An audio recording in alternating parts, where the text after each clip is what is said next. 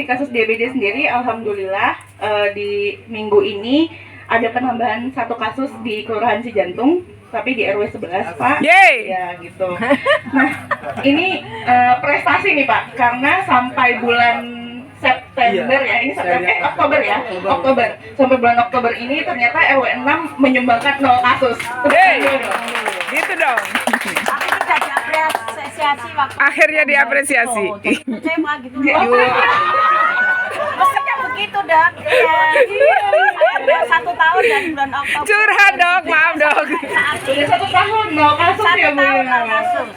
Alhamdulillah. Sekarang aja diapresiasi. Iya, Bu. Keren banget loh, nanti dapat sertifikat ya. 0 kasus ya. Iya. Terima kasih. Ini semua pasti perannya Pak RW, Pak RT, juga Ibu kader-kader Jumantik semuanya. Semoga nggak capek-capek untuk infoin ke warganya bahwa sebenarnya seperti bajunya Pak Ambar, 1 rumah 1 Jumantik, berdiri dulu model. Foto. Ini katanya baju RW 6 ya, Bu ya? Iya.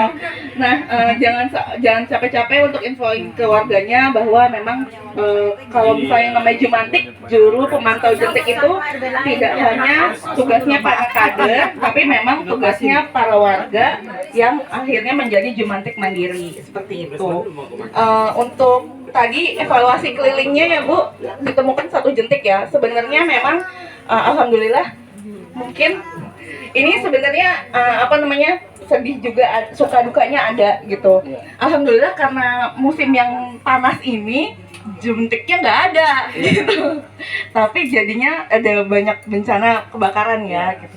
Ya salah satunya. Nah ya itu jangan sampai lengah. Kalau misalnya bisa, emang titik-titik jentik itu sekarang memang sudah tidak di dalam rumah lagi. Biasanya memang di tempat-tempat barang-barang bekas atau misalnya pot-pot yang tatakannya pot, itu jangan sampai lupa diinfoin lagi ke warganya. Mungkin suka lupa ya, kadang ada barang-barang yang tidak dipakai terus udah gitu ditaruh begitu aja terus nampung air akhirnya, seperti itu.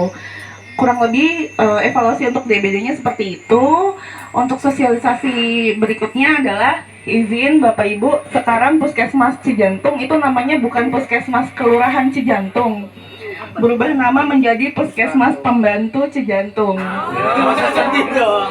Udah sedih Pak, soalnya udah diledekin lagi nih saya.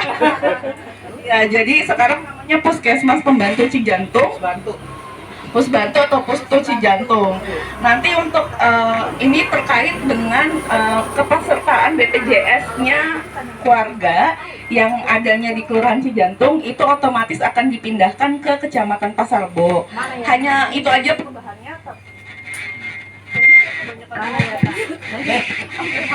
Ini saya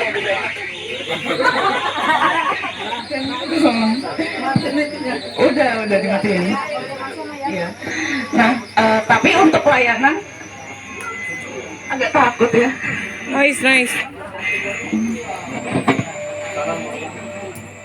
Untuk layanan ibu-ibu, untuk layanan dan segala macamnya itu tetap sama. Jadi seperti biasa aja, cuman memang namanya berubah menjadi Puskesmas Pembantu Cijantung, seperti itu. Lalu informasi yang kedua adalah mengenai wabah difteri ya Bapak Ibu. Jadi ada wabah difteri di Jakarta Utara. Ini biasanya difteri itu kan untuk kepada anak-anak ya, yang di bawah usia 2 tahun dan di atas 2 tahun, pokoknya anak-anak. Nah itu minta tolong karena difteri. Sabar. Saya harus sabar ya Pak ya. Udah. Nggak ada soalnya.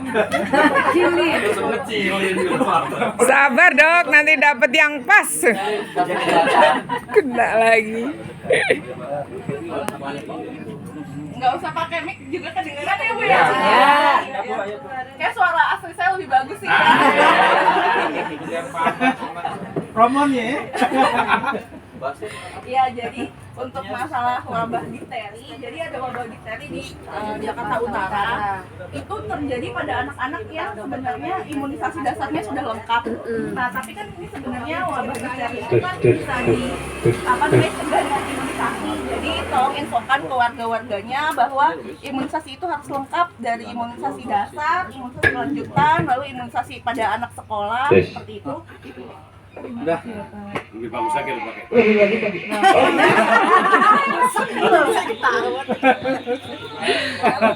Masih ada Bapak. Belum terbiasa soalnya, belum terbiasa. Iya. Nggak apa-apa. Nah, kalau misalnya ada bapak ibu yang punya anak atau tetangga, nggak usah. Iya. Kalau misalnya ada yang sakit batuk, pilek, dan sakit tenggorokan, itu tolong dibawa langsung ke puskesmas atau fasilitas kesehatan terdekat untuk diperiksa nanti. Kalau misalnya, soalnya kalau difteri ini penyebarannya cepat dan takutnya nanti menjadi wabah seperti itu. Jadi kalau misalnya emang sakit batuk, pilek, dan sakit tenggorokan, apalagi ada demam, tolong langsung dibawa ke fasilitas kesehatan. Lalu sosialisasi berikutnya adalah mungkin sebenarnya Bapak dan Ibu sudah pada tahu bahwa di Indonesia itu ada namanya PISPK, Program Indonesia Sehat Pendekatan Keluarga. Nah, ini pernah disandung oleh DKI Jakarta menjadi namanya KPLDH, Ketuk Pintu Layani Dengan Hati. Nah, itu sebenarnya tugas kita waktu itu adalah pendataan ke seluruh RW dan sudah dilakukan waktu itu di tahun 2019 ya, 2019. Dan hasilnya Kelurahan Cijantung itu sebenarnya ada indeks keluarga sehatnya itu termasuknya prasehat, belum termasuk sehat. Nah, ada 12 indikator yang dibahas masalah ini yang kita pendataan itu, Bu. Jadi itu tuh sebenarnya ada 12 indikator yang dinilai seperti itu untuk melihat apakah Kelurahan Cijantung ini termasuk kelurahan yang sehat atau tidak. Nah, di sini ada Mbak Nuria, PJ PISPK-nya Kelurahan Cijantung, mungkin yang izin sebentar untuk mensosialisasikan 12 indikator keluarga sehat yang nantinya akan dilihat dari situ beberapa poin-poin yang apa sih masalah yang ada di Kelurahan Cijantung terkait kesehatan. Silakan, Bu.